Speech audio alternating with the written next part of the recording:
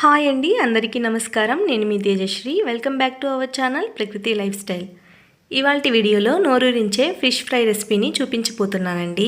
ఈ ఫిష్ ఫ్రైకి మసాలాలు యాడ్ చేసుకునే ప్రాసెస్ కరెక్ట్గా ఉంటే చేపలు వేయించుకునేటప్పుడు ఆయిల్లో మసాలాలు విడిపోకుండా చేపకు బాగా పట్టి లోపల మెత్తగా ఉడికి పైన క్రిస్పీగా ఉంటాయండి.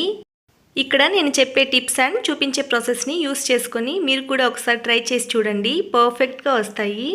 మరి లేట్ చేయకుండా ఈ tasty and yummy fish fry ఎలా చేసుకోవాలో చూసేద్దాం. ఫస్ట్ ఇప్పుడు ఫిషెస్లోకి మసాలా యాడ్ చేసుకోవడానికి ఒక ప్లేట్ తీసుకొని అందులోకి 1 స్పూన్ దాకా ఉప్పు వేసుకుందాం.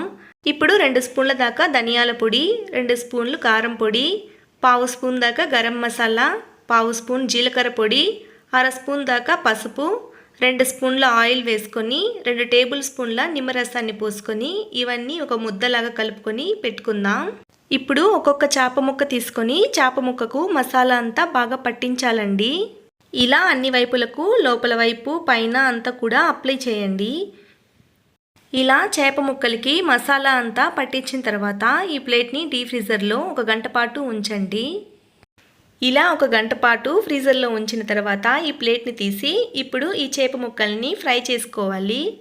ఇప్పుడు ఫిష్ పీసెస్ని ఫ్రై చేసుకోవడానికి స్టవ్ పైన ఒక నాన్ స్టిక్ ప్యాన్ పెట్టుకుని ఇందులో ఇప్పుడు 100 గ్రాముల దాకా ఆయిల్ని వేసుకోండి. ఆయిల్ హీట్ అయ్యాక ప్యాన్కి 3 లేదా 4 చేప ముక్కల్ని జాగ్రత్తగా వేసుకొని మీడియం ఫ్లేమ్లో ఫ్రై చేసుకోండి. వెంటనే తిప్పేయకుండా కొంచెం గ్యాప్ ఇచ్చి ఫ్రై చేసుకోండి. ఇలా క్రిస్పీగా గోల్డెన్ కలర్ వచ్చేంత వరకు ఫ్రై చేసుకొని పక్కన పెట్టుకుందాం. ఇక్కడ చూసారు కదా, ఫ్రీజర్లో పెట్టడం వల్ల మసాలా ప్యాన్కి స్టిక్ అవ్వకుండా చేపకి ఎంత బాగా మసాలా పట్టి ఫ్రై అయిందో. ఇప్పుడు మిగిలిన చేప ముక్కలను కూడా వేయించుకొని తీసేసుకుంటే మన టేస్టీ ఫిష్ ఫ్రై రెడీ అయిపోయిందండి. సో ఈ ప్రాసెస్లో ఈ మసాలాతో నేను చెప్పిన టిప్స్తో ఫిష్ ఫ్రైని ఇంట్లో మీరు కూడా ట్రై చేయండి.